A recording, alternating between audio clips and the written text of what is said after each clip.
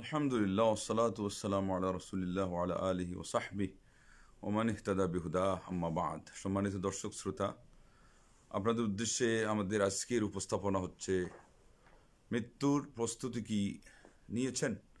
এটা যদিও বা সম্বোধন করে বলা হচ্ছে, আসল ব্যাপার হচ্ছে মৃত্যুর প্রস্তুতি আমাদের সবাইকে নিতে হবে। আমি কি নিয়েছি, আপনি কি নিয়েছেন, সবাই কি নিয়েছে, এই হলো কথা। আল্লাহু আকবার।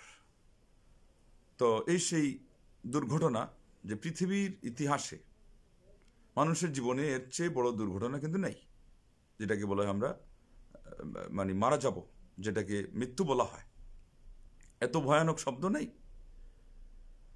এটাকে বলা হয় যে সে পারস্য হোক এবং রোমান হোক, সাম্রাজ্যবাদীদের সাম্রাজ্যকে নড়বড়ে করে দেয় এবং যত দুর্দণ্ড প্রতাপ তাদের মেরুদণ্ডকে ভেঙে দেয়, এটার নাম হলো মরণ। তো বিশেষ করে ইদানিং অনেক বড় বড় আলেমরাও মারা গিয়েছেন কিছুদিন আগে করোনায় আক্রান্ত হয়ে, এবং বিভিন্ন লাইনের বিভিন্ন শ্রেণীর আলেমদের মধ্যেও বিভিন্ন সেই আকিদা বিশ্বাসের লোকজন মারা গেছেন। আবার অন্যান্য মানুষ যারা বিভিন্ন উচ্চপদস্থ মানুষও মারা গেছেন। মোট কথা বিভিন্ন সেক্টরের মানুষ মারা গেছে, এবং সে এসে বিশেষ কোনো শ্রেণীকে নির্ধারণ করেনি, এটাও একটা বাস্তব প্রমাণ পাওয়া গেছে। তার মানে যার মরণ লেখা ছিল সেই মারা গেছে। তো আমরা বিশেষ করে এই অবস্থায় মৃত্যুটাকে কেন এখনো আমরা স্মরণ করছি না, এটা হলো একটা দুঃখের বিষয়। অথচ আমরা জানি যে মরণ এমন একটি মরণ, আমরা যাকে বলি কোনো রোগ যদি মানুষকে মরণ নিয়ে আসে, মরণ ঘাতি বলি, তারপর আরও অনেক শব্দ বলি, অনেকটা হয়তো বেমানানো হয়, কিন্তু পরিষ্কার কথা বাস্তব কথা যেটা, এটা যে সে মানুষকে একটু সময় দেয় না এবং মানুষ চিনে আসে না, বয়স এর তারতম্য করেও আসে না, তারপরেও আমরা প্রস্তুতি কিন্তু নেই না। এটা কিন্তু বাস্তব কথা।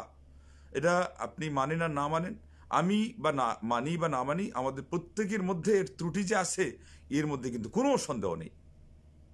তাইলে আমাদের কি করণীয়? এই যে এত মরণ আমরা দেখলাম, একজন জ্ঞানী বলেছিলেন যে ওয়াইদা হামালতা ইলাল কুবুরি জানাজাতান ফাআলাম আন্নাকা বা'দাহা মাহমুলু। যখন তুমি কবরের দিকে কোনো জানাজাকে উঠাবে, তখন তোমার এই কথা যেন জানা থাকে যে এর পরে পরে তুমিও কিন্তু একদিন অন্যদের মাধ্যমে উঠিয়ে নেওয়া হবে তোমাকে, এবং তাদের মাধ্যমে তুমি কবর পর্যন্ত পৌঁছবে। এই সেই মরণ, এটা এত বাস্তব হওয়া সত্ত্বেও আমরা কিন্তু তার ব্যাপারে দুনিয়ার যে কোনো ছোট বড় মুসিবত আপদ বিপদ এগুলোর জন্য যে প্রস্তুতি নেই, আমরা কিন্তু তা করি না। অ্যাক্সিডেন্ট হয়ে গেছে, চিকিৎসার জন্য যে প্রস্তুতি নেই, অপারেশনে একটা অ্যাপয়েন্টমেন্ট নেওয়া, তার জন্য প্রস্তুতি নেওয়া, আপনার চিকিৎসকের আপনার নেওয়া, সাহায্য নেওয়া, সহযোগিতা নেওয়া, এই জন্য একটা প্রস্তুতি কিন্তু থাকে। তার মধ্যে যত বেশি বড় আকার ধারণ করে বিপদ বা রোগ, আমরা কি করি? আরও বড় প্রস্তুতি নেই। কেউ বহিরাগত দেশেও গিয়ে চিকিৎসা নেই, কেউ ভারত যাচ্ছে, কেউ সিঙ্গাপুর যাচ্ছে, কেউ ইউরোপ পর্যন্ত যাচ্ছে, কিন্তু মরণের চেয়ে বড় অ্যাক্সিডেন্ট নেই। এটার মাধ্যমে জীবনের সব শেষ, অথচ এর জন্য এই প্রস্তুতিটা কিন্তু নেই। এটা বড় আশ্চর্যের একটা বিষয়। মরণের খবর আমরা জানিই না, এটা আরেকটা আশ্চর্যের বিষয়। অন্যান্যগুলোর খবর জানা আছে, বিপদটা অপেক্ষাকৃত হালকা, মোটামুটি আমরা খবর জানি, ইঙ্গিত আছে আমার কাছে যে এখন আমার এই চিকিৎসা লাগবে। তাইলে কি হবে? প্রস্তুতি নিতে পারতেছি, এবং বাস্তবে আমরা কম বেশি প্রস্তুতিও নেই। এর বিপরীত মরণটা হলো চূড়ান্ত বিপদ, এর খবরও জানা নেই, কেননা কখন আসবে কারো কাছে কোনো ওয়ার্নিং নেই। আবার কি এর প্রস্তুতি একেবারেই নেই। ইন্না লিল্লাহি ওয়া ইন্না ইলাইহি রাজিউন। আসুন, এই বিষয়টা কিন্তু অনেক গভীর, সেই অনুযায়ী আমরা তার কতটুকু হক দিতে পারবো অত্যন্ত সংক্ষিপ্ত পরিসরে বুঝতে পারছি না। এই জন্য আমি আর কোনো কিছু দেখে আমি সরাসরি বিষয়ের দিকে অগ্রসর হচ্ছি। मौत को समझा है गाफिल इख्तिताम जिंदगी दर हकीकत मौत है सुबह दवाम जिंदगी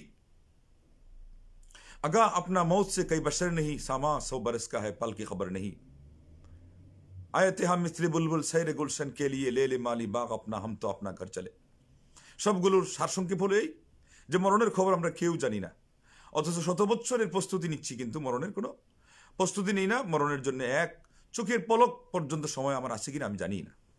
100 বছর বাঁচার যত সরঞ্জামাদি সব আমরা করছি দুনিয়ার জন্যে, কিন্তু মরণ তো আমার এক পলকের জন্য সময় দিবে কিনা জানি না।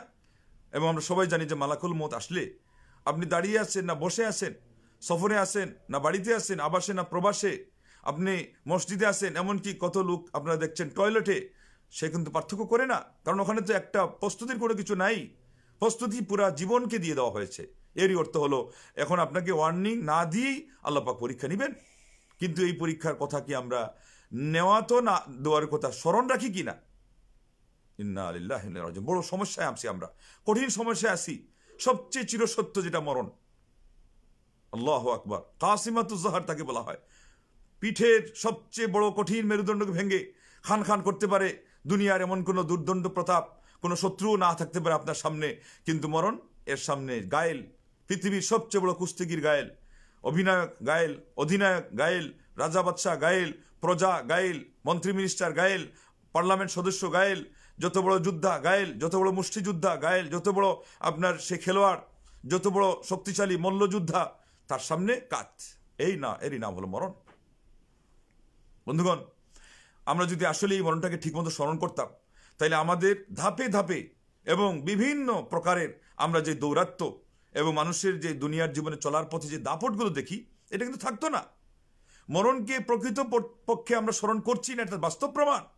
কারণ জ্ঞানীগণ বলছেন কাফা বিল মৌতি ওয়াইজা, মরণকে যদি প্রকৃত অর্থে আমরা স্মরণ করি, এটাই উপদেশের জন্য যথেষ্ট। কিন্তু আমরা কই করলাম? আমরাই বা কই করলাম? আমাদের মুখ ফসকানো যে ফতোয়া, যেই কথা, এগুলো শুনলেই তো মনে হয় মরণের ভয় আমরা করি না। সবচেয়ে হকপন্থীদের মধ্যেও মাঝে মধ্যে অদ্বৈত এত বেশি দেখা যায়। এই 2 দিন আগে দেখলাম, আপনারা কিছু কমেন্ট করবেন যদি এটা সম্পর্কে জানতে চান। আমি বলবো যে এই করোনাকে কেন্দ্র করে স্বাস্থ্যবিধিকে সামনে রেখে বিশেষ প্রয়োজনে মাস্ক ব্যবহার করা এবং দূরত্ব বজায় রেখে মসজিদে নামাজ পড়া, এটা কি ইসলামে এর মধ্যে কি আসলেই কোনো কিছু বোঝার বিষয় আছে নাকি না? একচেটি একটা ফতোয়া এবং অত্যন্ত মানে তার মধ্যে কঠোরতা অবলম্বন করা, এটা কি বৈধ, আসলেই বৈধ কিনা? এই বিষয়ে আপনারা যদি ফতোয়া জানতে চান, আমি আলোচনা নিয়ে আসবো। না জানতে চাইলে তো নেই, যার যেটা ভালো লাগতেছে আপনারা করতে থাকুন। ফতোয়ার জগৎকে যেভাবে যে যেদিকে ইচ্ছা নিয়ে যাওয়ার যাক, আপনারা দেখতে থাকুন। আর যদি মনে করেন না তার মধ্যে কিছু লাগামের প্রয়োজন আছে, তাহলে বলবেন। তা না হলে তো বলেও দোষ, না বলে দোষ, আল্লাহর কাছে দোষী। আর বলে দোষী নিজের ভাইদের কাছে হওয়া লাগবে, যা সবার ব্যাপারে মন্তব্য করলে কেমনে হয়। মানে বড় একটা উভয় সংকটের মধ্যে আমরা পড়ে আছি। এটা এই কারণে যে মরণের ওয়াজ যেই আলেম করেন, সেই আলেমও তো তার সব জায়গায় প্রত্যেকটা ক্ষেত্রে এটার ভয় যে কিভাবে করতে হয় সেটা আমরা ফিট করতে পারি না। এটাই প্রমাণ যে মানুষ পরিপূর্ণ না। এবং আজকে এই 2টা পয়েন্ট আছে আমার সামনে, আপনারা দেখবেন এই 2টা পয়েন্টের মধ্যেই দেখবেন যে বড় বড় আলেমের মতের বিপরীতে ছোট আলেমদের কথা শক্তিশালী হয়ে গেছে। আল্লাহু আকবার। এটার নাম হলো দিন, এটা হলো ইসলামের বিউটি, এটা ইসলামের সৌন্দর্য। তারা দলিলের জোরে এখানে কথা চলে, গায়ের জোরে চলে না। এবং আপনার এই কে কত সমাজে সমাদৃত, কাকে মানুষ কত সাপোর্ট করে, এগুলো দিয়েও চলে না। তো আরেকজন বলেছিলেন যে এটা হলো মালির বাগানে যেমন ভ্রমণ করতে আসা লোক, তারা কতক্ষণই বা থাকে, খায় পরে, যদি একদিন থাকার ব্যবস্থাও হয় ঘুমায়, এরপরে বলে লে মালি বাগ আপনা, হাম তো আপনার ঘর চলে। ও মালি ভাই, তোমার বাগান তুমি বুঝে নাও, আমার তো সময় এসে গেছে, আমরা গন্তব্য দিকে যাচ্ছি। আরেক বাদশা ঘোষণা দিয়েছিলেন 6 ঘন্টার সময় আমার এই জায়গা, তার জাদুঘর ধরে নেন, কিন্তু এটা ফ্রি ছিল ওই দিনের জন্য। 6 ঘন্টার ভিতরে যে যা পারো নিয়ে যাবা। সেখানে দামি দামি জিনিস সবই ছিল, কিন্তু বলেছিলেন 6 ঘন্টার মধ্যে যা নিয়ে যেতে পারো উদ্ধার, আর যদি না যেতে পারো তোমার মাথাটাও আমার এখানে মানে জাল্লাদের তরবারির সামনে সেটা দ্বিখণ্ডিত হয়ে যাবে। তো যারা চালাক ছিল, ওরা কম হোক বেশি হোক যা নেওয়ার 6 ঘন্টার ভিতরে যারা বের হয়েছে মোট কথা উদ্ধার পেয়েছে। কিন্তু যে বেশি লুবি, এর মধ্যে আমরা পড়ছি কি পড়ি না এবার দেখেন। যে বেশি লুবি ও 6 ঘন্টার কথা ভুলে গেছে, সে ওই যত সামনে যাচ্ছে আরো দামি দামি জিনিস ওটা ওইভাবে রাখাই আছে। ঠিক তদ্রুপ আমাদের জীবনে দেখেন না কেন, জীবন ওইদিকে যত বেশি শেষের দিকে যাচ্ছে, আপনার জীবনে কিন্তু অনেক মানুষেরই কিন্তু আকর্ষণীয় জিনিস আরো বেড়ে আসতেছে। ওগুলো আমরা বলবো ধেয়ে আসতেছে আপনার শত্রু, আপনার পরীক্ষার সরঞ্জামাদি এগুলো। এবং অনেক মানুষ ওই সময় আরো বেশি ভোগবিলাসী হয়ে যায়। এমনকি একটা ঘটনা আলিমগণ উল্লেখ করেছেন ইতিহাসের বইয়ের মধ্যে, এগুলো হলো নির্ভরযোগ্য বই এবং নির্ভরযোগ্য বিশ্বস্ত আলিমুল আমাদের, যে একজন আলেম ফকিহ পর্যন্ত বৃদ্ধ বয়সে ওই আপনার আয়েশ আরাম প্রিয় হয়ে গেলেন, বিলাসী হয়ে গেলেন। খালি ওই আরব সমাজে আছে আপনার ইস্তেরাহা বলা হয়, আয়েশা আরামের জন্য তারা উদ্যান করে রাখে, নিজস্ব উদ্যান। সেখানে প্রতিদিন বিকালে চলে যান। রাত কয়টা হয় কোনো সময় নাই, 50 এদিকে হয়ে গেছে বয়স। হঠাৎ করে একদিন তার সাথে একটা লোক ঢুকে গেছে, তিনি জানেন না। দারোয়ানকে ধমকালেন, সাথীদেরকে ধমকালেন, একে নিয়ে আসতো কেন?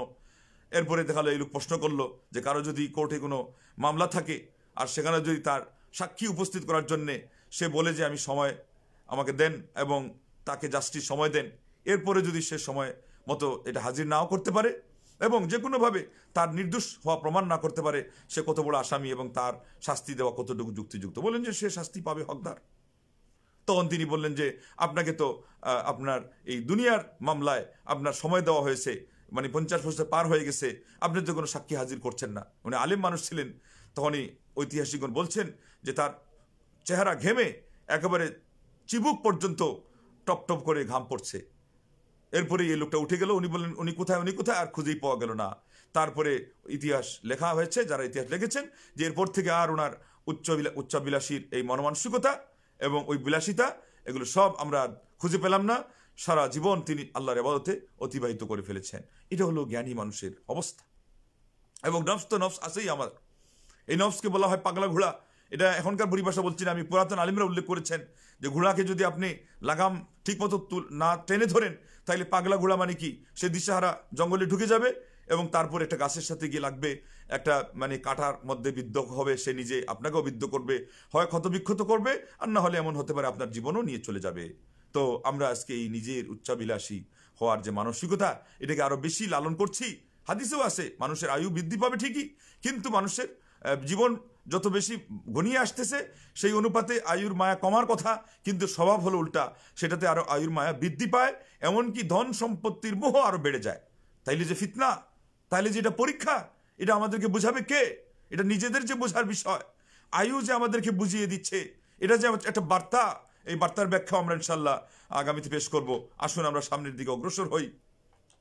তো বলতেছিলাম যে একটা ট্যুরের জন্যে একটা আপনার ফ্লাইট আপনি অতিক্রম করে এর মাধ্যমে আরেক জায়গায় যাবেন, সেটার জন্যে এক দেশ থেকে আরেক দেশে যাবেন, ঠিক তদ্রূপ একটা আপনার মামলা আছে, এটাকে চালানোর জন্যে কি আছে, আপনার প্রচুর পরিমাণ প্রস্তুতি আছে।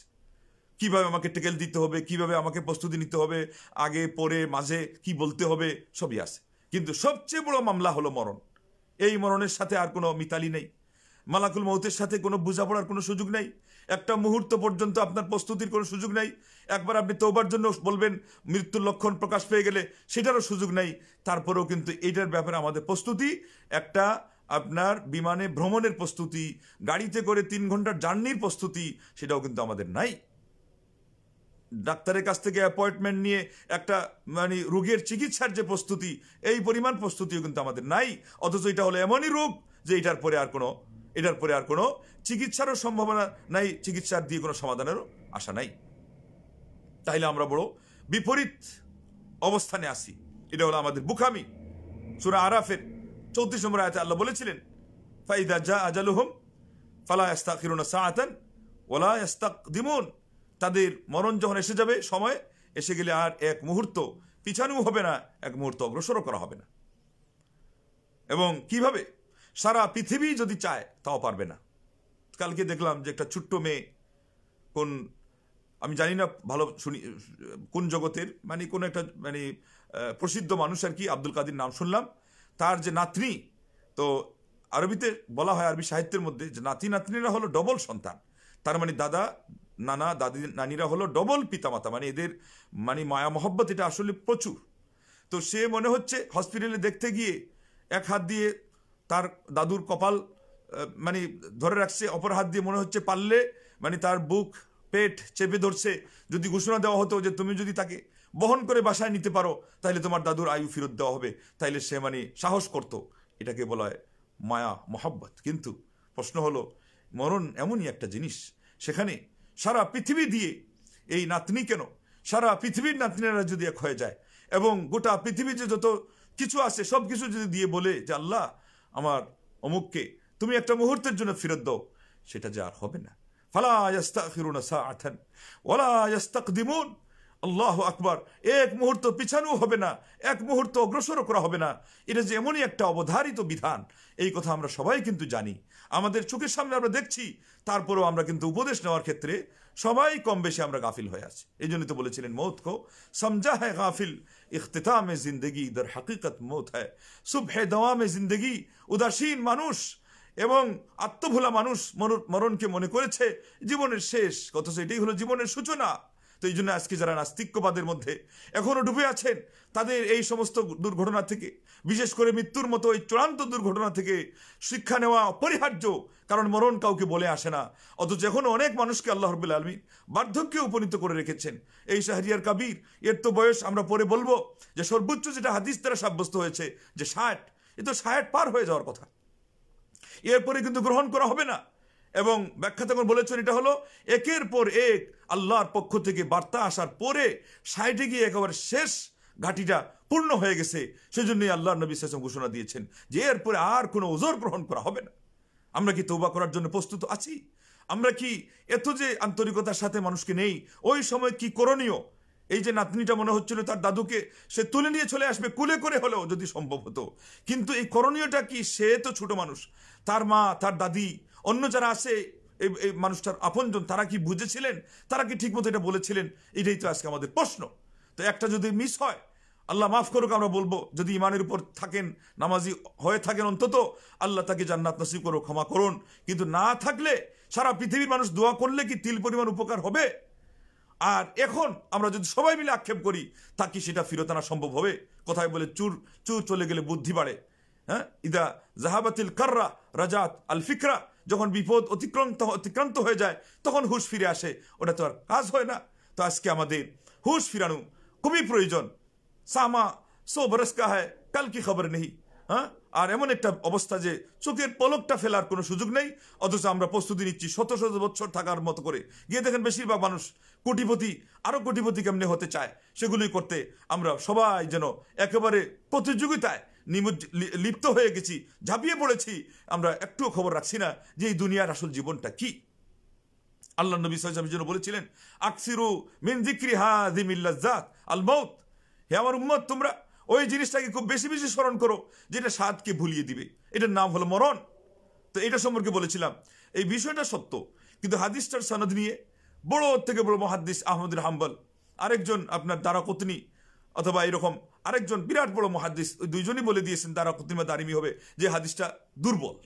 কিন্তু এর বিপরীতে এটাকে বিশুদ্ধ বলেছেন হাসান বলেছেন ইমাম তিরমিজি, উনি বর্ণনাও করেছেন, এবং ইবনে মাজাহ বর্ণনা করেছেন, সাহিহ ইবনে হিব্বান বর্ণনা করেছেন, তিনিও বিশুদ্ধ বলেছেন, হাকিম বিশুদ্ধ বলেছেন, ইবনুস সাকান বিশুদ্ধ বলেছেন, ইবনুল মুলাক্কিন বিশুদ্ধ বলেছেন, ইমাম আলবানী রাহিমাহুল্লাহ বিশুদ্ধ বলেছেন।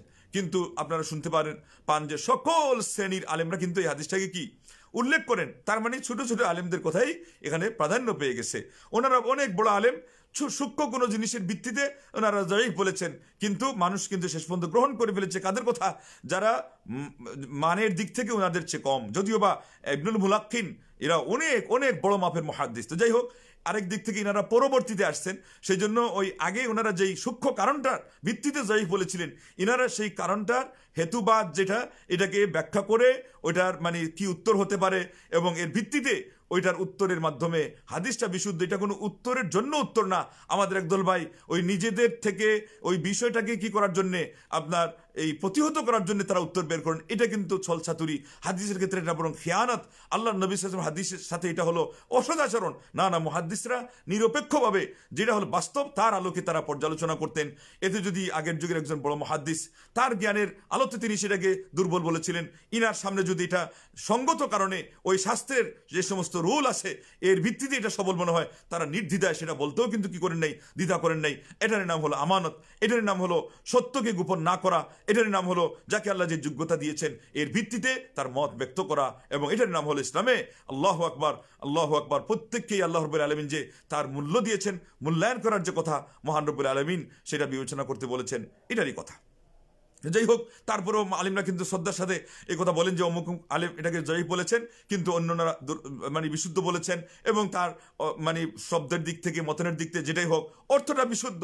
কারণ এটার মধ্যে কি বলা আছে যে আপনার স্বাদকে কি করবে, ভুলিয়ে দিবে। তো মরণের মাধ্যমে কি স্বাদ কারো বাকি থাকে? ও স্বাদের যে অনুভূতি থাকার কথা, যে অনুভূতিতে আপনি স্বাদটা মাপ দিবেন, ওইটাই তো থাকে না। তাইলে এর চেয়ে চিরবাস্তব চিরসত্য কথা আর কি হতে পারে? তো ওদের কথাটা মানে বিশুদ্ধতে কোনো সন্দেহ নেই। আসুন আমরা এই যে বাস্তব কথা, এত বাস্তবতা, এবং উসমান রাদিয়াল্লাহু তাআলা আনহু কবরের সামনে এসে গেলে, এটাও সুনানের আবু দাউদ সুনানের কিতাবে হাদিসে আছে বিশুদ্ধ সনদে, তার দাড়ি ভিজিয়ে ফেলতেন। তাকে প্রশ্ন করা হতো আপনার সামনে জাহান্নামের কথা, হাসরের কঠিন বিভীষিকাময় অবস্থার কথা বলা হলেও এত বেশি কান্না করেন না, কবরের সামনে আসলে কেন এগুলো করেন? তখন তিনি কি বলতেন? যে মরণটা হলো এবং কবরটা হলো আখিরাতের জীবনের কি প্রথম ঘাঁটি। এটা যদি সহজে আমরা পার হই, বাকিগুলি আশা আছে ভালো হওয়ার। তো ওই ঘাটিতে যাওয়ারই তো আপনার মাধ্যম হলো, করিডোরটা হলো মরণ। তো মরণকে স্মরণ করে আমাদের তো কান্না করা প্রয়োজন, কিন্তু আমরা তো এগুলো করি না। লা ইলাহা ইল্লাল্লাহ। আহনাফ ইবনে কাইসের কাছে যখন উপদেশের জন্য নিয়ে যাওয়া হলো আরেকজন জ্ঞানীকে, তিনি তো এটাই বলেছিলেন যে যখন কাউকে যদি মাত্তানাহুম সিনিন, বহু কাল যাবত আয়ু দিয়ে যদি তারপরে তাকে মরণ দিয়ে দেই, তাহলে তার এই আয়ুটা তার কি উপকারে আসবে? এটা শুনে তো উনিও কাঁদলেন, আহনাফ বিন কাইসও কাঁদলেন, যিনি গিয়েছিলেন উপদেশ আনতে উনিও কাঁদলেন, তার সাথী উনিও কাঁদলেন। কেন? তারা মরণটাকে এইভাবে স্মরণ করতেন, আল্লাহর উপদেশটাকে তারা এইভাবে মূল্যায়ন করতেন। আজকে আমাদের চোখের সামনে কত উপদেশ যাচ্ছে, ইসলামী যেগুলো ধর্মীয় আয়াত হাদিস এবং উপদেশের কথা সেগুলো, আর চাক্ষুষ আরো যত উপদেশের কথা সেগুলো। এই করোনা ভাইরাসকে উপদেশ না, কিন্তু কতজন আমরা শুধরিয়েছি, যার ফলে তো আবার সেটা কোভিড-19 পরে এখন কোভিড-20 এসে সেটা আরো মারাত্মক পর্যায়ে আকার ধারণ করে সারা পৃথিবীবাসীকে ভীত সন্ত্রস্ত করে তুলছে। কিন্তু সাবধানী হওয়ার তো পরিমাণ সেই পরিমাণে নাই। আল্লাহ তুমি আমাদেরকে বুঝ দাও, আল্লাহ তুমি আমাদেরকে বুদ্ধিমান হওয়ার তৌফিক দান করো, আমরা যেন ইহ এবং পরকালে আমরা বুদ্ধিমত্তার সাথে সিদ্ধান্ত নিতে পারি, যেটার মাধ্যমে আমাদের কল্যাণ হয়। আল্লাহ তুমি আমাদের সবাইকে তৌফিক দান করো। এই সেই যেহেতু আজকে ওটা স্বয়ংসম্পূর্ণ আলোচনার সময় নাই, সংক্ষেপে একটা খালি কথা বলে দিচ্ছি যে এমন একটা বিষয়, এটার জন্য আপনি যদি মানে ঠিক মতো আমরা এটার কদর করি, আমরা বুঝতে পারি, তাহলে আল্লাহ নবী সাল্লাল্লাহু আলাইহি ওয়াসাল্লাম আমাদেরকে একটা হাদিস দিয়ে বুঝাই দিয়ে দিয়েছেন, এবং এখান থেকে আমরা তার কর্মসূচি কি নিতে হয়, সাথে আরো কি যোগ দিতে হয় আমরা দিব। হাদিসে আসছে আল্লাহ নবী সাল্লাল্লাহু আলাইহি ওয়াসাল্লাম একবার একটা কবরের পাশ দিয়ে অতিক্রম করলেন, মাররাবি কবরিন ফাকাল, বললেন মান সাহিব হাদাল কবর, জিজ্ঞাসা করলেন ও হয় আমার সাহাবাগণ, এই মানুষটি কে যে কবরে শায়িত আছে? তারা বললেন ফুলান, তার পরিচয় দিয়ে বললেন যে অমুক ব্যক্তি। আল্লাহ নবী সাল্লাল্লাহু আলাইহি ওয়াসাল্লাম বললেন রাকাতানি আহাব্বু ইলা হাদা মিন বাকিয়াতি দুনিয়াকুম, ওহে আমার সাহাবাগণ জেনে রাখো, এই মানুষটির নিকটে এখন মাত্র 2 রাকাত নামাজ তোমাদের গোটা পৃথিবীর মধ্যে যা কিছু আছে তদপেক্ষা তার কাছে এখন প্রিয়। তার মানে ওখানে যাওয়ার পরে এখন যে মানুষই মারা যাবে সেই বুঝতে পারবে যে 2টি রাকাতের দাম হলো সারা পৃথিবীর চেয়ে আরো বেশি, কেননা ওইটাই তার কাজে লাগবে। এবং 2 রাকাতের মর্যাদা আমরা এখান থেকে বুঝতে পারলাম। এবং এখানে কিন্তু নফল নামাজের কথা বলা হচ্ছে। ইমাম তাবরানি মুআজ্জামুল আওসাতের মধ্যে বর্ণনা করেছেন, 920 সিরিয়ালে ইমাম আলবানী রাহিমাহুল্লাহ সহিহ আত-তারগীব আত-তারহিবের মধ্যে এটাকে হাসান সহিহ বলেছে। আল্লাহু আকবার। বন্ধুগণ, এই মরণের পরেই মানুষ বুঝতে পারে দুনিয়ার কদর কি। এবং আমরা হাদিস থেকে প্রমাণ পাই যে সুস্থ এরা নিয়ামত কত বেশি, মানুষ এর মধ্যে ধোঁকাগ্রস্ত আছে, সুস্থতা এবং অবসর, কিন্তু এটা হাতছাড়া হওয়ার পরে সবাই তো বুঝতে পারে। ঠিক তদ্রূপ ধনী মানুষ গরিব হলে ধনাঢ্যতার সেই মূল্য বুঝতে পারে। আল্লাহু আকবার। এইভাবে আপনার অসুস্থ হয়ে গেলে মানুষ সুস্থতার কদর বুঝতে পারে। মানুষ মারা যাওয়ার পরে তো সেই জীবনের কদর বুঝবে, কিন্তু মারা যাওয়ার পরে তার কি লাভ, কাজে আসবে কিংবা কি লাভ হবে, কোনো লাভ নাই। সেজন্য আসুন আমাদেরকে এখনই তার কদর বুঝতে হবে। আমলের কি মূল্য, আমল দিয়ে আমাদের কি হবে না হবে, মারা যাওয়ার পরে তো সবাই বুঝবে, কিন্তু লাভ তো হবে না। এটার প্রমাণ আসছে কোরআনুল কারীমের মধ্যে। আল্লাহ বলছেন যে মুমিনুনের 99 থেকে 100 আয়াত, রব্বির জিউন, ওই লোকটা বলবে হে আমার প্রতিপালক আমাকে ফেরত দাও, লাআল্লি আমালু সালিহান ফীমা তারাকত, আমি যা পেছনে সুযোগ ছেড়ে চলে আসছি, হাতছাড়া করেছি, এবার ওটা হাতে পেলে আমি নেক আমল করব, হে আমার প্রতিপালক আমাকে একটু সময় দিন। আল্লাহ কি বলবেন? আল্লাহ পাক বলবেন যে না, এটা হবে না। হ্যাঁ, এমন একটি উত্তর আল্লাহ দিয়েছেন যেটা হলো মাত্র এমন একটি কথা, যেটা হলো সে নিজে বলছে এর অধীনে কোনো আমল নাই, কোনো বাস্তবতা নেই। কেন? আল্লাহ পাক তাকে পরীক্ষা করে দেখেছেন, সে বাস্তবতা সময় থাকতে এটাকে কাজে লাগায়নি, অতএব ওই সময় আপনার এই কথাটা কাজ দিবে না। ঠিক তদ্রুপ সূরা জুমা শেষে যেমন আল্লাহ রাব্বুল আলামিন কি বলেছেন, মানুষ কি বলবে যে আল্লাহ তুমি যদি আমাকে সামান্য সময় দাও তাহলে আমি কি করব? ফাআসাদদাকা ওয়া আকুম মিনাস সালিহিন, আল্লাহ গো আমাকে একটু ফিরত যেতে দাও, আমি সেখানে গিয়ে পুণ্যবান তো হবই হব। এর আগেই সে বলতে যে খুব বেশি বেশি করে আমি দান করব। অকাতরে বিলিয়ে দিব। কারণ দানের ফজিলত এখন বুঝতে পারতেছে, কারণ দানের ফজিলতটা বিপদ মুহূর্তে মরণের ক্ষেত্রে খুবই প্রযোজ্য। এক ব্যক্তির তার পিতার কবরে শাস্তি ছিল, সেই শাস্তিটা আল্লাহ রাব্বুল আলামিন মাফ করে দিয়েছেন তার সন্তানের দানের কারণে। আর এখানে আমরা এই আয়াত থেকে বুঝতে পারছি প্রতিটি ব্যক্তি হয় মুমূর্ষু অবস্থায় কিংবা মারা যাওয়ার পরের কথা, এখানে দুইটাই সম্ভাবনাময়। ওই সময় সে নিজে প্রমাণ দিচ্ছে যে দানের যেই আপনার ফলাফলটা, এটা বিপদ প্রতিহত করার ক্ষেত্রে, মৃত্যুর জাকানজানি হোক, কবরের শাস্তির ক্ষেত্রে হোক, যেটা একটু আগে আপনারা শুনলেন। আরেকটা মুসলিম আহমদ হাদিসে আসছে যে পিতার নিয়ামত বেড়ে গেল, মানে তার কবরের মান বেড়ে গেল। তখন সে বলল, আমল তো আমার বন্ধ হয়ে গেছে, তো আমার এই কবরের মান বাড়লো কেমনে, আলো বাড়লো, আলোকিত হলো কি বেশি হলো, সুগন্ধি বাড়লো কিভাবে? তখন আল্লাহ পাক বললেন যে তোমার সন্তান বলেছে রব্বিগফিরলি আবি, হে আমার প্রতিপালক আমার পিতাকে ক্ষমা করে দাও। এইভাবে করে আগের হাদিসে শুনেছেন আরেকজনের বাবার আযাব মাফ হয়ে গেছে। তাইলে সন্তানরা কি কাজটা করতে পারে এবং আমরা নিজেরা নিজেদের এই মৃত্যুর প্রস্তুতির জন্য কি কি কাজগুলো করতে পারি, এগুলো হলো বুদ্ধিমানের কাজ। এই সব চিন্তা করা হলো বুদ্ধিমত্তার কথা এবং কাজ। অথচ বেশিরভাগ মানুষ আজ সেই জিনিসগুলো থেকে আমরা মানে আমরা একেবারে মানে গাফিল এবং আমরা উদাসীন এবং আমরা বেখবর। সূরা ফাতিরের 37 নম্বর আয়াতে বলছেন যে ওহুম ইয়াস্তারিখুনা ফীহ, চিৎকার দিয়ে তারা বলবে রব্বানা আখিরনা, আল্লাহ তুমি আমাদেরকে একটু পিছায় দাও, না আমাল সালিহান গায়রাল্লাযী কুননা না'মাল, আল্লাহ অতীত জীবনে তো পূর্ণ করতে পারিনি, এবার কিন্তু একটু আমাদেরকে পিছায় দাও, একটুখানি আমাদেরকে ফেরত যেতে দাও, আমরা কিন্তু নেক আমল করব।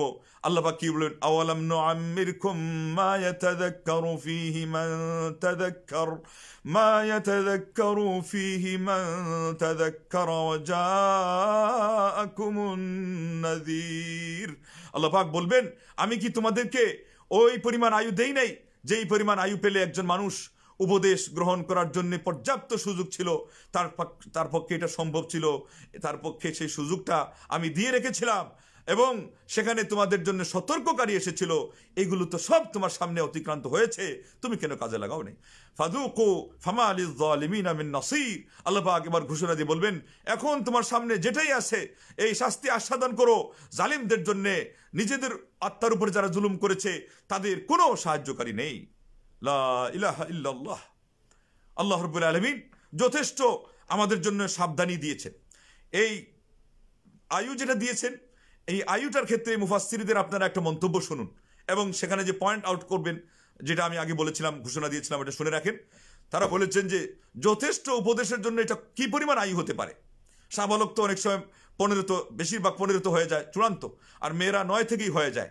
তো এই জন্য মুফাসসিরদের বাণী শুনেন। তারা বলেছেন 17, কেউ বলেছেন 18, কেউ বলেছেন 20, কেউ বলেছেন 46, কেউ বলেছেন আবার 60 এবং 70-এর মাঝামাঝি, কেউ বলেছেন 70। এমনকি হাসান থেকে এসেছে, হাসান বসরি হতে পারে, হাসান আল্লাহ নবী নাতি হতে পারেন। 40টাই হলো এখানে আপনার আয়ু, যেটা হলো যথেষ্ট যে উপদেশ নেওয়ার জন্য। এবং মাসরুক থেকে এসেছে কানা ইয়াকুল, তিনি বলতেন ইযা বালাগা আহাদুকুম 40 সানা ফালইয়াখুয হিযরা, তোমাদের কেউ যখন 40 বছর উপনীত হবে তখন যেন সে তার সম্পূর্ণ প্রস্তুতি গ্রহণ করে নেয়। আল্লাহু আকবার, মিনাল্লাহ, আল্লাহর পক্ষ থেকে বাঁচার জন্যে। লিআন্নাহু সায়ুকাল, কেননা এই আয়ুতে পৌঁছে যাওয়ার পরে সে যদি মারা যায় তাহলে অচিরেই তাকে বলা হবে আওয়ালাম নুআম্মিরকুম মা ইয়াতাযাক্কারু ফীহি মান তাযাক্কার ওয়া জাআকুমুন নাযীর। আল্লাহু আকবার। আল্লাহ তাআলা বলবেন, প্রশ্ন করবেন যে যথেষ্ট পর্যাপ্ত পরিমাণে উপদেশ গ্রহণ করার জন্য তোমাকে কি আমি আয়ু দেইনি এবং তোমার সামনে কি অসংখ্য অগণিত সতর্ক এবং সাবধান বাণী আসেনি? আল্লাহু আকবার। এগুলো হলো এই আয়ের ভিতরেই তারা বলেছেন সুসম্পন্ন হয়ে যাবে এবং সেখানে বান্দা আর কোনো উত্তর দিতে পারবে না এতটুকু আয়ু যদি পেয়ে যায়।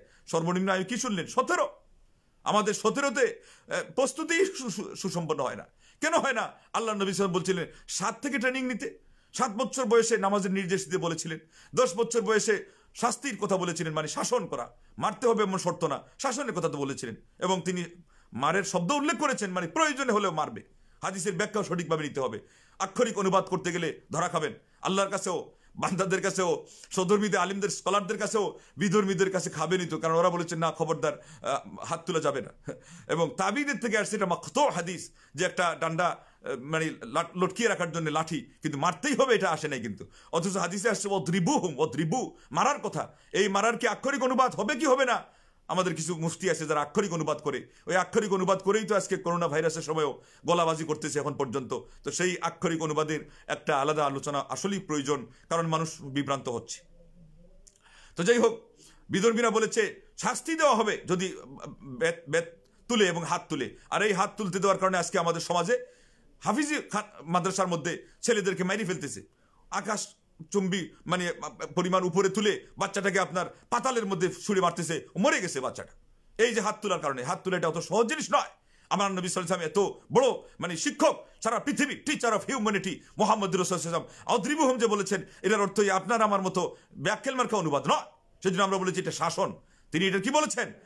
অদ্রিবুহুম শব্দের অর্থ হলো তাকে মারো, কিন্তু আমরা অনুবাদ করবো এটা কিসের? শাসন। শাসনের ভিতরে সবকিছু আছে। তার মানে প্রয়োজনে মারতে হবে, পারা যাবে। উত্তম মাধ্যম সেটাও আছে। উত্তম মাধ্যম চুরের মাইন না। সেখানে হাদিসের মধ্যে স্ত্রীকেও মারার কথা আছে, কিন্তু কি বলা হয়েছে? সালাফরা কি ব্যাখ্যা করেছেন, ইবনে আব্বাস কি ব্যাখ্যা করেছেন? মিসওয়াক দিয়ে তার মধ্যে একটা ঠুকর মারা, ওটা কি মারা? তো ওই জন্য মারার অনুবাদ করতে গেলে তো আমাদের লোকজন তার মারা বুঝবে, যে যে পরিবেশে গড়ে উঠেছে ও তার অবস্থা অনুযায়ী বুঝবে। এই জন্য সব জায়গায় হাদিসের অনুবাদ চলবে না। এটা আজকে ওই যুবকরা নোট করে রাখো ভালো করে। তোমাদের এইগুলো বেশিরভাগ শোনার সুযোগ হয় না।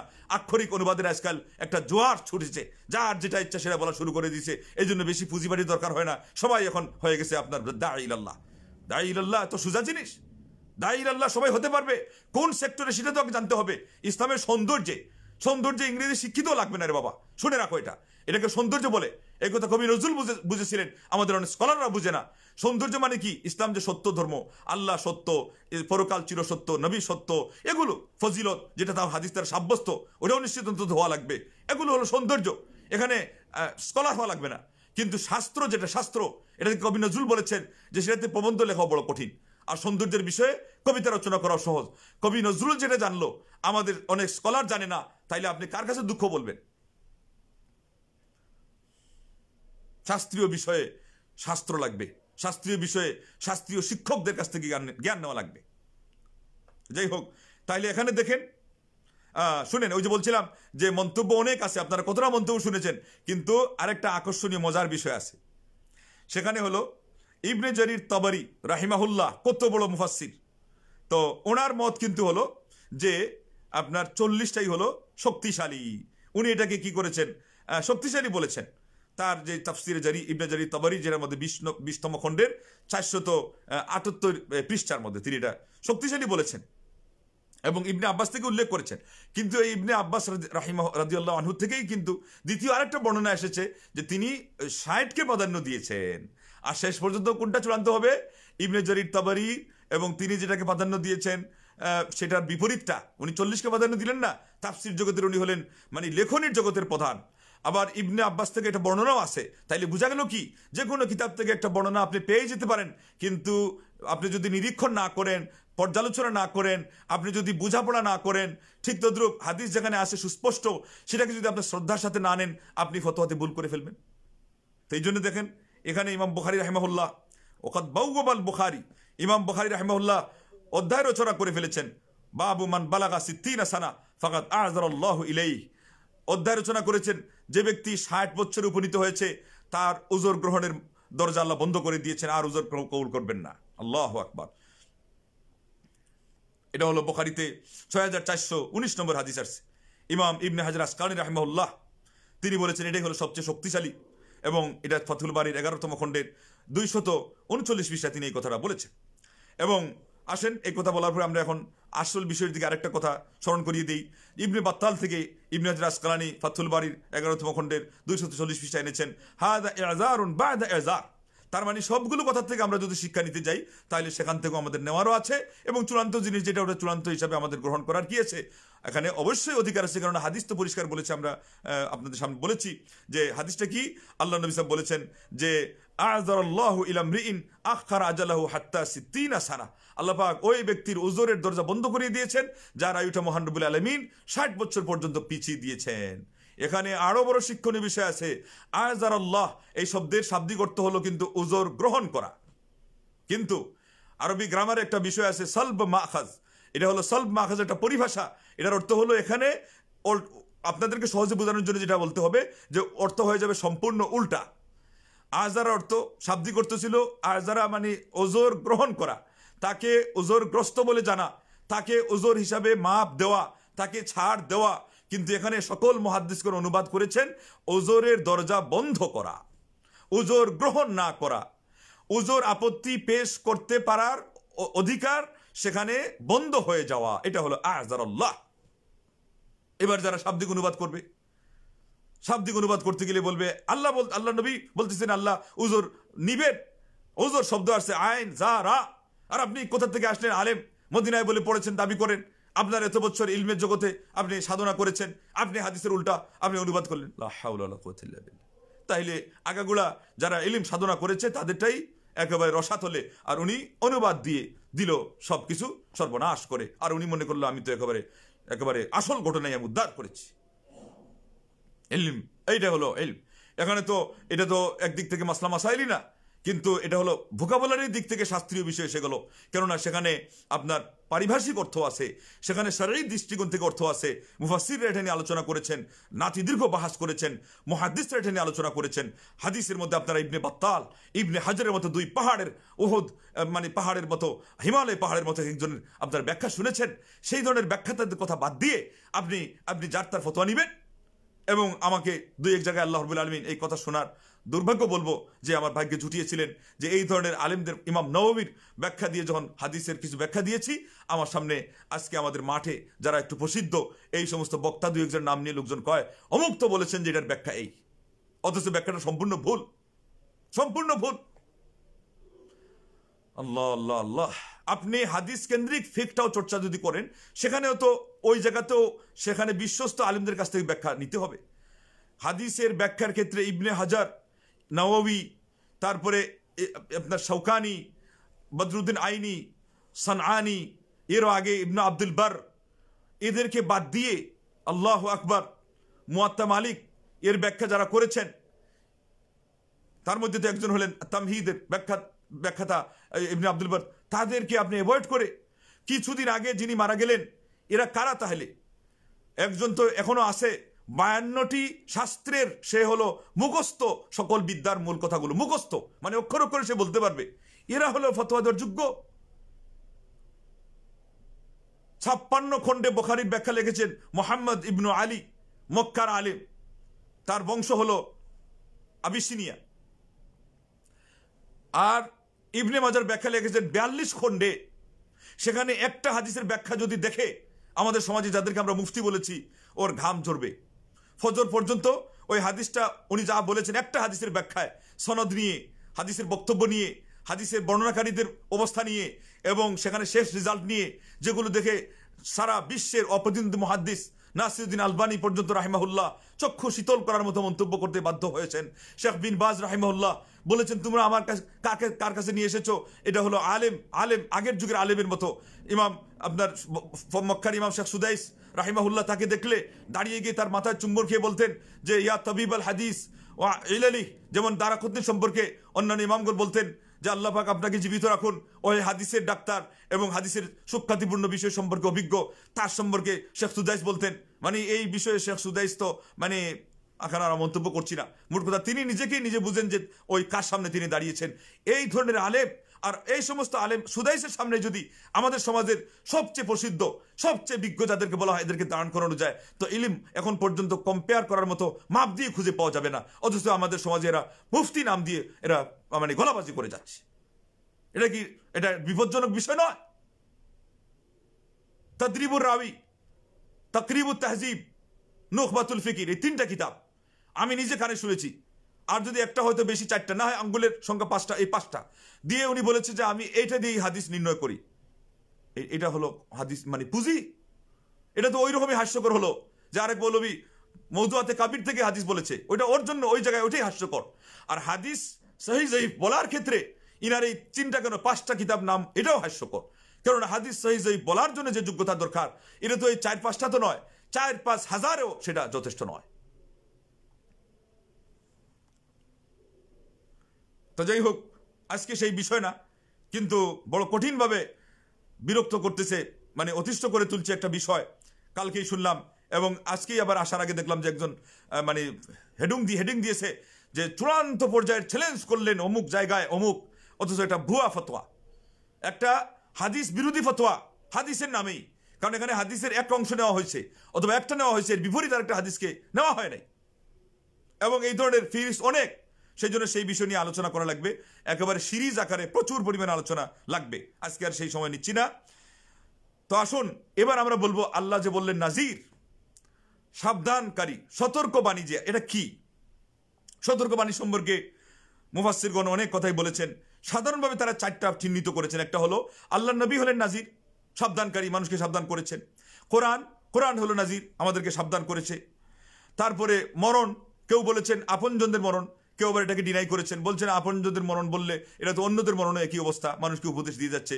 তাইলে আমরা বলবো সাধারণভাবে এটা মরণ আপনজনদের হতে পারে, যে কোনো মানুষের মরণ হতে পারে। কেননা জ্ঞানীগণ বলেছেন কাফা বিল মৌতি ওয়াইজা, মরণটাই যথেষ্ট উপদেশের জন্য। যে কোনো মরণকে দেখলে যদি আপনি উপদেশ নিতে চান, এটা কি যথেষ্ট নয়? কিন্তু আমরা তো সেটার থেকে নিচ্ছি না। আরে করোনা আক্রান্ত লোককে দেখেও নিচ্ছি না। 2 ঘন্টা কেন, কয়েক ঘন্টা ওই লাশকে নিয়ে মানুষ ঘুরেছে এই অসহায় অবস্থায়, এটা থেকেও আমরা নিচ্ছি না। ওই পড়ে আছে রাস্তায় লাশ, সেটা থেকেও আমরা নিচ্ছি না। কাউকে নর্দমার ওখানে কাছে নিয়ে ফেলে দেওয়া হয়েছে, সেটা দিয়েও আমরা নিচ্ছি না। তো আমাদের তো অন্তর আসলে এটা মানে একেবারে কি বলবো, এটা পাথরের চেয়ে আরো মারাত্মক হয়ে গেছে। ফাহিয়া কাল হিজারাতি আও আশাদ্দু কাসওয়া, আল্লাহ বলেছেন এটা পাথরের ন্যায়, বরং তার চেয়ে আরো কঠিন। সেই জন্য তো এই সব দিয়ে আমাদের হচ্ছে না। তো আমাদের তো ব্যাপার আলাদাই, আমরা হলো আলাদা একটা পদে পরিণত হয়ে গেছি।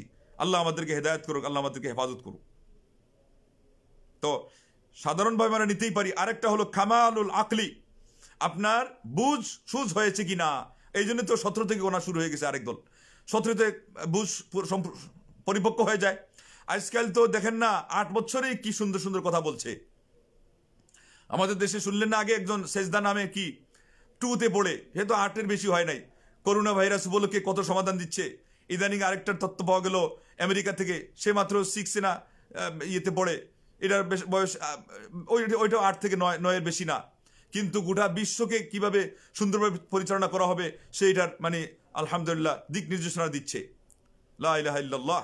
তো এগুলো হলো এক একটা আমাদের জন্য এগুলো উপদেশ, যে আমরা শিক্ষা নিব, যে বুড়া হয়ে যাচ্ছে এখন পর্যন্ত আমরা নিজেকে পরিচালনা করার বুদ্ধি আমরা শিখতে পারতেছি না। তাহলে ব্যাপকভাবে নিতে গেলে অনেক কিছু আমাদের জন্য উপদেশ। এই জন্য আমি সেদিকে চলে যাচ্ছি। অসুখ বিসুখ এটাও আপনার জন্য একটা সংকেত, বার্ধক্যে উপনীত হওয়ার কাছাকাছি চলে যাওয়া এটাও আপনার একটা সংকেত, শরীর দুর্বল হয়ে যাওয়া এটাও একটা সংকেত। এবং দুর্বল কবে থেকে হয়? কেউ বলেছেন 30-এর পর থেকে হওয়া শুরু করে, কেউ বলছেন না হয় 35, না হয় 40 থেকে শুরু হয়েই যায়। চোখের মধ্যে তো দুর্বলতা এসেই যায়, চোখের পাওয়ার এর মধ্যে ডিফারেন্স হয়ে যায় না? তাইলে এগুলো সব বার্তা। সেই জন্য আয়ুকে 4 ভাগ করলে দেখা যায় একটা হলো শৈশব, আরেকটা কৈশোর, আরেকটা যৌবন, আরেকটা হলো প্রৌঢ়, আর কেউ কেউ ওইটাকে 2 ভাগ করে বার্ধক্য, তাইলে 5 ভাগ করেছেন। মোট কথা প্রধানত এটা 4টা। তো সেখানে আমাদের কবিও বলেছিলেন যে ঘুমিয়ে কাজা করেছো ফজর, তখনও জাগনি যখন জোহর, হেলায় খেলায় কেটেছে আছর, মাগরিবের ওই শুন আজার, এর সাথে সামিল হোরে জামাতে, এখনো নামাজে আসে স্থান। তাইলে এখানে তিনি কি করলেন? 5টা ভাগ করেছেন, ওই যে প্রৌঢ় এবং বার্ধক্য, এবং সেটা দিয়ে তিনি আপনার এই নামাজের নাম দিয়ে আমাদেরকে স্মরণ করিয়ে দিলেন। এর অর্থ হলো যে আপনি নামাজের যদি অংশ না নেওয়ার এখনো আপনার মধ্যে অলসতা থাকে সেটাও করেন।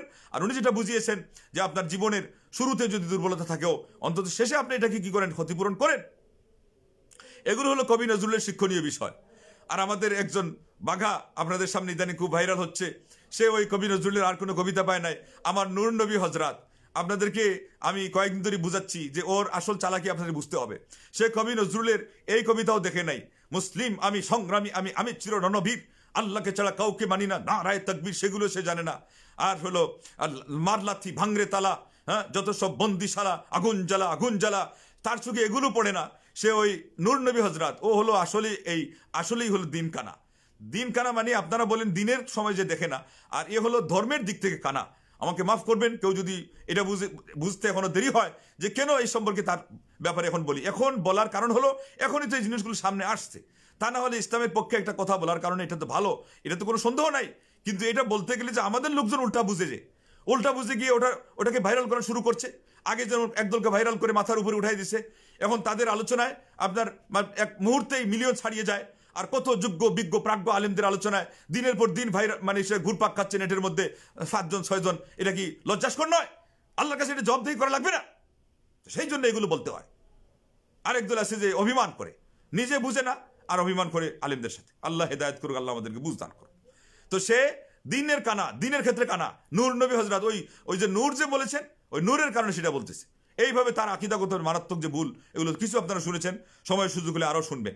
শোনার জন্য আল্লাহর কাছে দোয়া করেন, যদি আল্লাহ তাকে হেদায়েত করে ফেলে আমাদের কি দরকার আছে? আমাদের কি শখ যে একজনে খালি ভুল বলবো? এটা তো আমাদের নেচার, আপনার পান নাই, আমাদের মধ্যে এগুলো নাই। কিন্তু বাধ্য হয়ে যখন বলতে হয় তখন বলা লাগে। তো যাই হোক, এবার আমরা এসে যাই এই যে পরিস্থিতি আপনারা জানলেন, এখন আমাদের করণীয় কি? ওই যে বললাম যে ছোট জিনিসের জন্য আমাদের প্রস্তুতি অনেক থাকে, কিন্তু এটা সবচেয়ে চূড়ান্ত মুসিবত, কিন্তু এর জন্য আমাদের ওইরকম প্রস্তুতি নাই। আল্লাহ নবী সাল্লাল্লাহু আলাইহি ওয়াসাল্লাম বলেছেন, লাক্কিনু মাউতাকুম লা ইলাহা ইল্লাল্লাহ। তোমরা, মৌতার অর্থ এখানে এই দেখেন, মৌতা শব্দের অর্থ কিন্তু মৃত, মৃতদের। মাইয়িত এর বহুবচন মৌতা, কিন্তু এখানে অনুবাদ কি করবেন? মুমূর্ষ, মরণোন্মুখ, মৃত্যুর পথের পথিক, পরকালের পাড়ি যিনি জমাচ্ছেন, এখানে হলো অর্থ। কেননা মারা যাওয়ার পরে আপনি কালিমা কি বলবেন সে শুনলেই না, এই জন্য এখানে লাক্কিনু মাউতাকুম লা ইলাহা ইল্লাল্লাহ, এই কথার অর্থ হলো যে সে মুমূর্ষ অবস্থায় যখন এখনো প্রাণবায়ু উদাও হয় নাই, তখন আপনি তাকে কালিমা শোনাবেন। মুসলিম শরীফের 916 নম্বর সিরিয়ালে এটা আসছে। আর আবু দাউদে আসছে 3116, যে মান কানা আখিরু কালামিহি লা ইলাহা ইল্লাল্লাহ দাখালাল জান্নাহ, যার শেষ বাক্যটা লা ইলাহা ইল্লাল্লাহ হবে সে জান্নাতে চলে যাবে। আলহামদুলিল্লাহ। তো এই জন্য এই সময়টা চেষ্টা করবেন। এই হাদিসটাকে অস্বীকার করেছে একদল, একটা লোক, বিশেষ করে ভাইরাল বক্তা, বলছে এটা কোনো কথাই না, নবীর হাদিস বলে কথাই না, তো ওর ইমান থাকে নাকি?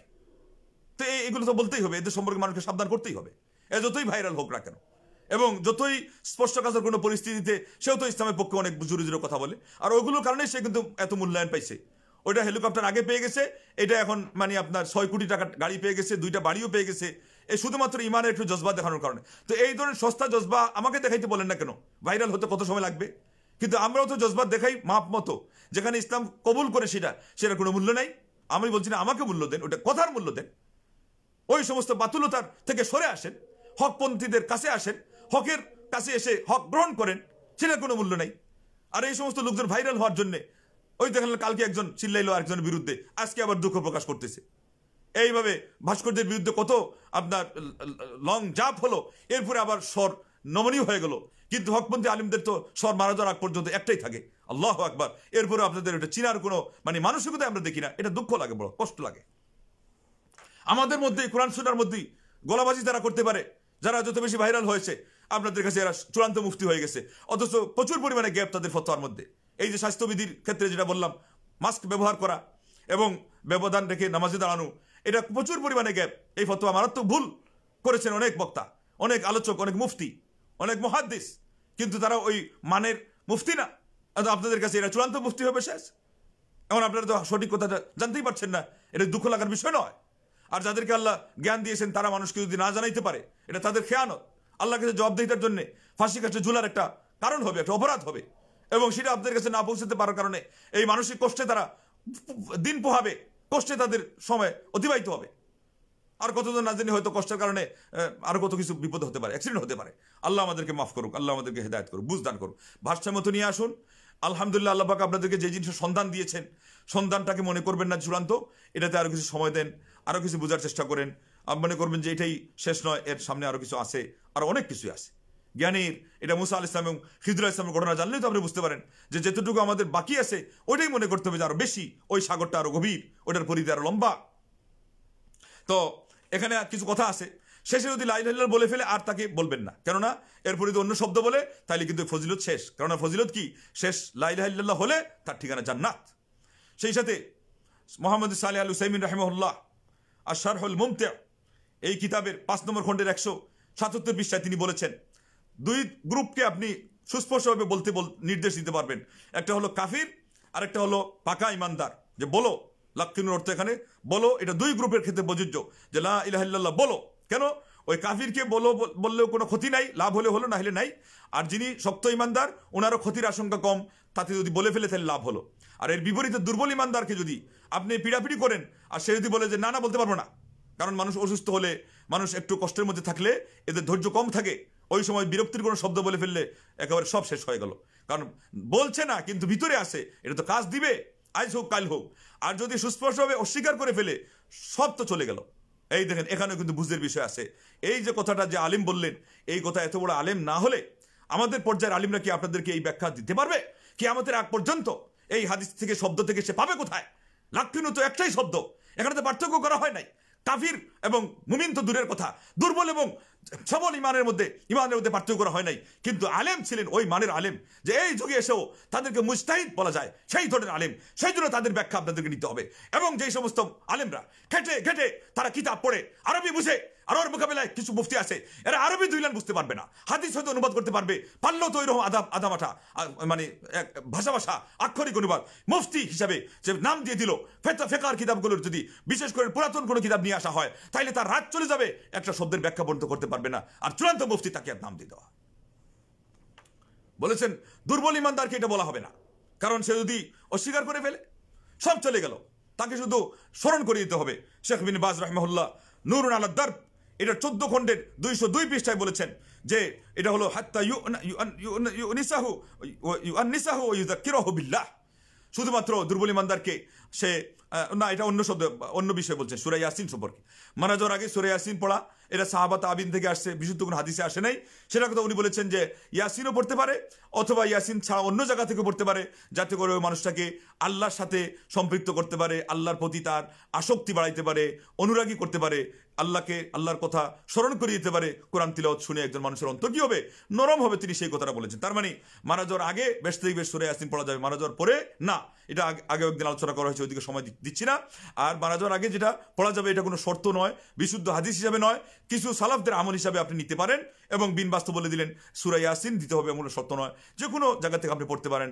এই কারণে যে যাতে করে আল্লাহর সাথে তার অন্তরটা কি হয়, একটু সম্পৃক্ত হয় এবং ইমানের সাথে তার মরণটা হয়। এটাও তিনি বলেছেন যে তার মরণের সময় যাতে কালিমাটা নসিব হয়, ওলিয়াসহালা আলাইহি খুরুজুর রূহ, তার আত্মাটা বের হওয়া যেন সহজ সাধ্য হয়, লাঘব হয়।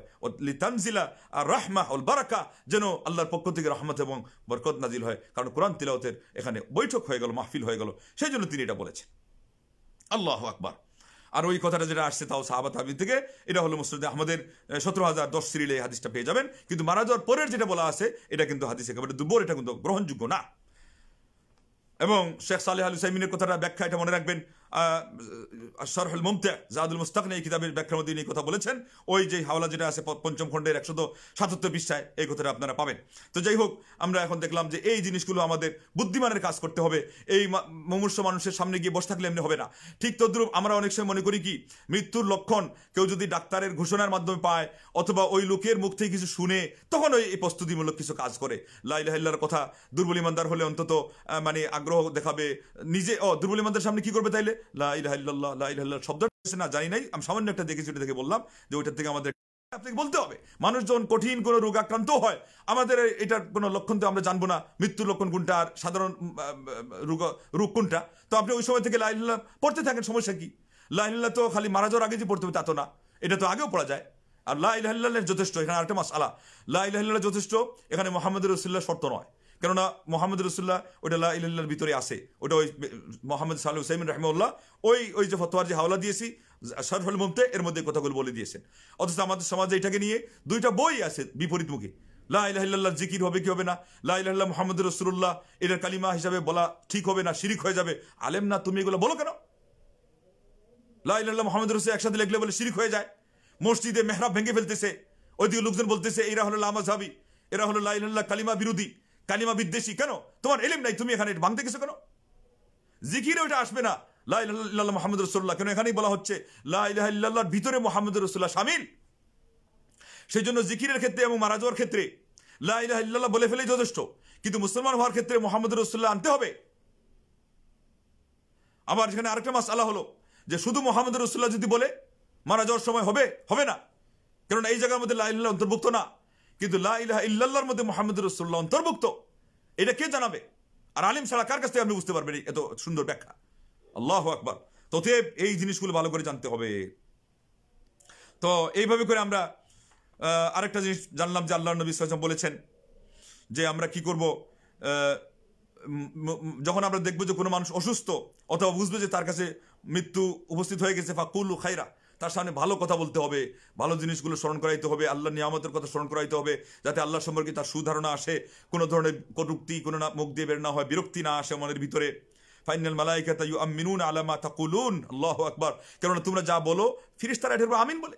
আপনি এসে বলেন যে আল্লাহ তুমি মানুষটাকে ইমানের উপর মত করো, আল্লাহ তুমি খাতেমা বিল খায়ের দাও, আল্লাহ তুমি তাকে যদি গুনাহ খাতা করে থাকে ওগুলো মাফ করে দাও, আল্লাহ তুমি তার মনের ভিতরে অনুশোচনা এনে দাও, তার মুখ দিয়ে কোনো কথা জরুরি কথা থাকলে আল্লাহ বের করে দাও, আল্লাহ ওই কথাটা বের না করে তাকে দুনিয়া থেকে বিদায় দিও না, এগুলো বলেন। কেননা ফেরেশতারা আমিন বলে আল্লাহ নবী সাল্লাল্লাহু আলাইহি ওয়াসাল্লাম বলেছেন। আল্লাহু আকবার। এবং উম্মে সালামা বলেছেন যে আমি আল্লাহ নবী সাল্লাল্লাহু আলাইহি ওয়াসাল্লামকে এই কথা গিয়ে বলেছিলাম, এরপরে যখন তিনি আমাকে এই উপদেশ দিলেন আর যে ভালো কথা বলো, তারপরে যখন মারা গেলেন, আমি আমার আবু সালামা মারা যাওয়ার পরে আমি খবর দিলাম যে সে তো মারা গেছে, তখন তিনি বললেন তুমি বলো কুলি আল্লাহুম্মা গফিরলি ওয়ালাহ ওয়া আকিবনি মিন্নি আকিবি উকবা হাসানা ফাকুলতু ফাআকাবানি আল্লাহ মান হুয়া খায়রুম মিনহু মুহাম্মাদান সাল্লাল্লাহু আলাইহি ওয়াসাল্লাম। আল্লাহু আকবার। তিনি বললেন যে তুমি আল্লাহকে বলো যে আল্লাহ আমাকেও মাফ করো, আমার স্বামীকেও মাফ করো, আর এরপরে আমাকে তুমি ভালো প্রতিদান দাও, বদলা দাও। আমি তখন এটা বললাম, তখন আমাকে আল্লাহ আরো ভালো বদলা দিলেন। তার মানে কাকে দিলেন? মুহাম্মদুর রাসূলুল্লাহ সাল্লাল্লাহু আলাইহি ওয়াসাল্লাম। এবং আরেক শব্দে আসছে যে আল্লাহুম্মা আল্লাহুম্মা আল্লাহুম্মা আজরুনি ফি মুসিবাতি ওয়া খলুফলি খায়রাম মিনহা, আল্লাহ আমার এই বিপদে তুমি আমাকে প্রতিদান দাও এবং এই অপেক্ষা আরো ভালো জিনিসের বদলা দাও। এই দুইটাই দোয়া হাদিস দ্বারা সাব্যস্ত। আল্লাহ পাক কি করলেন? উম্মু সালামার ভাগ্যে মুহাম্মদুর রাসূলুল্লাহ সাল্লাল্লাহু আলাইহি ওয়াসাল্লামকে স্বামী হিসেবে তার ভাগ্যাকাশে উদিত করলেন। আল্লাহু আকবার। তো এই হাদিসটা আসছে কোথায়? এই হাদিসটা আসছে মুসলিম শরীফের 2168 পৃষ্ঠায়। তারপরে এখানে কি করা যাবে না? এই জিনিসগুলো করণীয়। আর আজকে বিশেষ লম্বা কিছু করা যাবে না, বর্জনীয় দুইটা বলে শেষ করে দেই। আল মাইয়িতু ইউআযাবু বিমা নিহা আলাইহি, যদি বেশি কান্নাকাটি করা হয়, বিলাপ, নর্মাল কান্না যেটা ওটা নয়, রুদন করে কান্না হয়, হুতাশ করা, আমাদের সমাজে এটাই তো করে। একেবারে আজ জমে আমার বাড়ি চিনে ফেললো, এক্ষুনি চলে গেল, আমাদেরকে প্রতারিত করে চলে গেল, ফাঁকি দিয়ে চলে গেল, এগুলো কি? সে কি জানে নাকি তার মরণ? তাহলে ফাঁকি দেওয়ার মানে কি? তার এখতিয়ারে আছে নাকি? তাকে কেন্দ্র করে হোক, মৃত্যুকে কেন্দ্র করে হোক, আল্লাহকে কেন্দ্র করে হলে তো আরো মারাত্মক। এগুলো সব হলো অন্যায়। আরেকজন বেহুশ হয়ে যায়, ফোন রিসিভ করার যোগ্যতাই হারিয়ে ফেলে, এগুলো হবে কেন? আগের থেকে ধৈর্য এর ট্রেনিং নিতে হবে যে মরণ তো আমাদের আসবেই, এটা সম্পর্কে জ্ঞান রাখতে হবে যে আমি কিভাবে অটল থাকবো, কিভাবে নিজের ধৈর্যের অটল থেকে অন্যদেরকে আমি ধৈর্য ধারণ সম্পর্কে আমি তাদেরকে উপদেশ দিব, এই পর্যন্ত নিজেদেরকে শক্ত থাকতে হবে। এটা বুখারীতে আসছে 1291, মুসলিম শরীফের 933 সিরিয়ালে আসছে যে এইরকম বিলাপ করে কান্নাকাটি করলে কিন্তু আযাব হবে। আর মুসনাদে আহমদের হাদিস তো আরো মারাত্মক। 296, ওমর ইবনে খাত্তাব রাদিয়াল্লাহু আনহু সামনে যারা কান্নাকাটি শুরু করেছিল, তিনি বলেছেন লা তাবকু আলাইনা, আরে আমাদের মারা যাওয়া উপলক্ষে তোমরা কান্নাকাটি করবা না। মান কানা বাকিয়ান ফালিয়াখরুজ, কেউ যদি কান্নাকাটি করতেই হয় এখান থেকে বেরিয়ে পড়ো। আলাম তাসমাউ, তোমরা কি শুনো নাই যে আল্লাহ নবী সাল্লাল্লাহু আলাইহি ওয়াসাল্লাম কি বলেছেন? মা কালা রাসূলুল্লাহ সাল্লাল্লাহু আলাইহি ওয়াসাল্লাম, আল্লাহ নবী কি বলেছেন? তিনি বলেছেন ইউআযাবুল মাইয়িতু বিবুকাই আহলি আলাইহি, যে মৃত ব্যক্তিকে তার পরিবার পরিজনের কান্নাকাটি করার কারণে তাকে শাস্তি দেওয়া হয়। এটা যদি ব্যাখ্যা আছে, শেখুল ইসলাম সহ অন্যান্যরা বলেছেন যেটা হলো মানসিক কষ্ট হয়, ওই কান্নার কারণে তার কষ্টটা অনেকে লাগে। আর কেউ কেউ বলেছেন না, আলাদাই জাহান্নামে শাস্তি দেওয়া হবে। তবে সেটার জন্য হলো সে যদি বলে যায় যে আমার মারা যাওয়ার পরে তোমরা এইভাবে বাদাতে অনুষ্ঠান আগে ছিল, ভাড়া করে মানুষকে নিয়ে এসে কান্নাকাটি করানো, আজকে কোরআন খতম আছে এর জায়গায়, আজকে গরু জবাই করে খাওয়া দেওয়া আছে, মরা বাড়িকে বিয়ে বাড়ি পরিণত করা আছে, এই নানান কিছু আছে। কেউ টাকা দিয়ে চলে যায় যে আমি মারা যাওয়ার পরে গরু জবাই করে খাওয়াবি, এগুলো সব হলো, তারা বলেছেন সে নিজেই যদি বলে গিয়ে থাকে মাসালা জেনে শুনেও, তাহলে তার শাস্তি হবে। অথবা সে জানে যে আমাদের সমাজে এই জিনিসগুলো হবে আর আমার ব্যাপারে হতে পারে, এরপরে সে মানা করে না গিয়ে থাকে। এটা বলেছেন হাফিজ ইবনে হাজার আসকালানি রাহিমাহুল্লাহ বুখারী শরীফের ব্যাখ্যায়। এই যে কথা, এগুলোর দাম কত? কোরআন সুন্নাহর আয়াত এবং হাদিসের দাম কত? আর এরপরে এই সমস্ত আলেমদের এগুলোর দাম কত? কিন্তু আমাদের ফতোয়া ফারাইজের মধ্যে এগুলো কিছু শোনা যায়? আন্দাজে নিজে অনুবাদ করে ফতোয়া দিচ্ছে। এর ফলেই তো আমাদের এই ফতোয়ার মধ্যে পদস্খলন। এক ফতোয়া, নিজেরই একটা ফতোয়া উত্তর মেরুতে, আর একটা দক্ষিণ মেরুতে। এগুলো সময় সুযোগগুলো আপনাদেরকে আমরা দেখাবো। যখনই আলোচনা হচ্ছে এই বিষয়টাই হলো দুনিয়ার মধ্যে সবচেয়ে গুরুত্বপূর্ণ, আবার 1 ঘন্টা পরে আরেক জায়গায় গিয়ে আলোচনা করছে এইটাই হলো দুনিয়ার মধ্যে সবচেয়ে গুরুত্বপূর্ণ। এসব কি? আপনি ওয়াজ করেন, উপদেশ দেন, মানুষের মধ্যে কোনো জিনিসের গুরুত্ব বুঝাইতে হয় বুঝান। হাদিস কোরআন যেভাবে গ্রহণ করে যতটুকু সুযোগ আছে, উপদেশের জন্য একটু আওয়াজ স্বর উঁচু করা লাগে করেন, ওই জায়গারও তো ক্ষেত্র আছে, স্থানকাল পাত্র ভেদে তো সেখানেও গলাবাজি করা লাগে। 5 প্রকারের বক্তব্য আছে, সেটাও আপনাদেরকে আলোচনা এখন পর্যন্ত আমার মনে কেউ শোনায় নাই। বক্তৃতার 5টা প্রকার আছে। একটা প্রকার মধ্যে এটা হলো অগ্নিশর্মা, মানে অগ্নি গরম, অগ্নিঝরা বক্তব্য, যেটাকে অনলবর্ষী বলা হয়। এটা যুদ্ধের ক্ষেত্রে প্রযোজ্য, অথবা ওই বিষয়ের সাথে সম্পৃক্ত। খুতবাতেও আল্লাহ নবী খুতবাতে ঘোষণা দিতেন যুদ্ধের কথা। আর এছাড়া বেশিরভাগ হলো নরমাল। তো যাই হোক, এখন তো হলো শক্তের ভক্ত নরমের জম হয় না, তো তাই বলে এখন আমরা একটা ঘোষণা দিব, তো সেটাও দেখা যাচ্ছে একজনকে দেখছি চিল্লায় চেঁচিয়ে দিচ্ছে। একটা মাদ্রাসার ক্যাম্পাস করতেছে, যেখানে কিছু আপনারা দিন, চাঁদা দিন, ওই জায়গায় একই স্বর দিয়ে বলতেছে। এটা তো একটা মানে সংস্কৃতিকে পাল্টিয়ে দেওয়া হচ্ছে। একদল যেমন সুর দিয়ে সংস্কৃতি ঘুরাই দিয়েছিল, এমন আরেক দল চিল্লিয়ে চেঁচিয়ে সংস্কৃতিটা পুরা ইসলামের বক্তৃতার পুরা ধারাকে অন্যদিকে পাল্টিয়ে ফেলতেছে। জাতিকে তারপরে এখান থেকে ফিরত আনতে গেলে আরেক দলের পুরা জীবন চলে যাবে। যাই হোক, আজকে যে বিষয় নিয়ে আলোচনা করছিলাম সেটা দিয়ে শেষ করে দেই।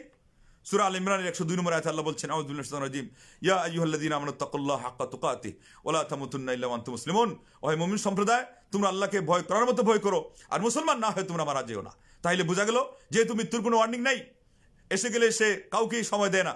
মালাকুল মউতের সময় আপনাকে এই কথা সুযোগ দেওয়া হবে না যে আপনি বিমানে আসেন, ভ্রমণে আসেন, জার্নিতে আসেন, স্থলভাগে না জলভাগে, না আকাশে, না কোথায়, না দোকানে, না কর্মসংস্থানে, না বাড়িতে, না বিছানায়, না মসজিদে, না মাদ্রাসায়, না হাটে, না ঘাটে, না মাঠে, না কি না টয়লেটে, এটা পার্থক্য করে না।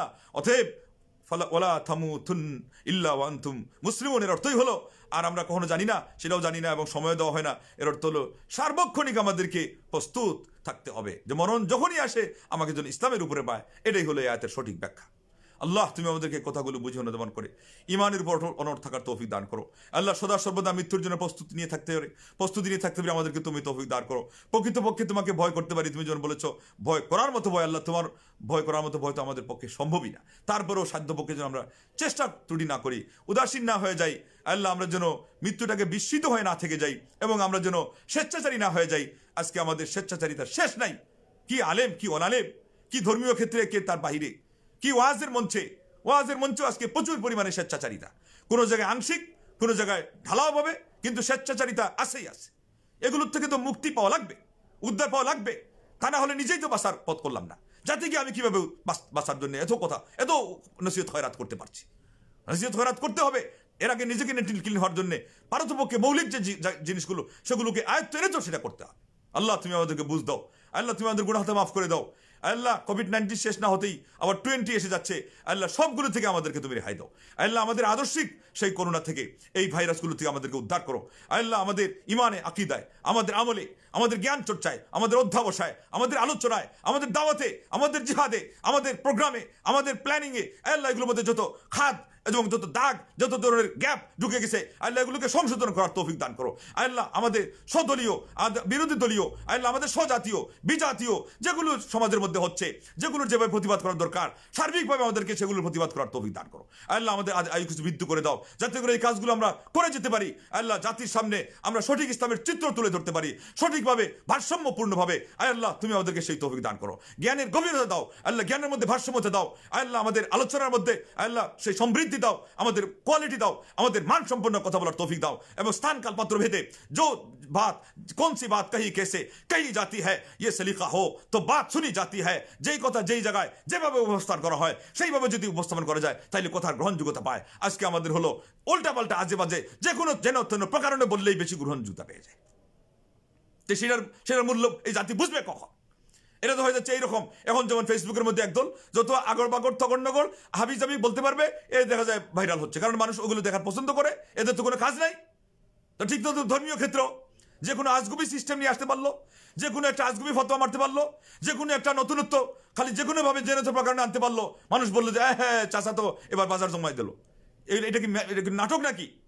ওই যে একটা ডায়লগ শুনতেছিলেন না, ওইটা হয়ে যাচ্ছে না আজকে, যে বাবা তোর দরবারে সব পাগলের খেলা, হরেক রকম পাগল নিয়ে মেলাইছে মেলা, আর বাবারে তোর দরবারে সব পাগলের খেলা। এইগুলোই তো আজকে আমাদের সমাজে বাস্তব হয়ে যাচ্ছে সব ক্ষেত্রেই। আল্লাহ, তুমি আমাদেরকে হেদায়েত করো, আল্লাহ তুমি আমাদেরকে হেফাজত করো, আল্লাহ তুমি আমাদেরকে মাফ করো। আল্লাহ তুমি আমাদেরকে বেশি বেশি ইলম অর্জন করে এরপর আমল করার তৌফিক দান করো। আল্লাহ আমাদের সমাজকে তুমি তোমার সন্তুষ্টির জন্য কবুল করে নাও। আল্লাহ আমার দেশের মধ্যে আল্লাহ শান্তি এর রাজ কায়েম করে দাও, শান্তি এবং মারামারি রাহাজানি দূর করে দাও। আমিন। ওয়া আখিরু দাওয়ানা আলহামদুলিল্লাহি রাব্বিল আলামিন। আসসালামু আলাইকুম ওয়া রাহমাতুল্লাহি ওয়া বারাকাতুহু।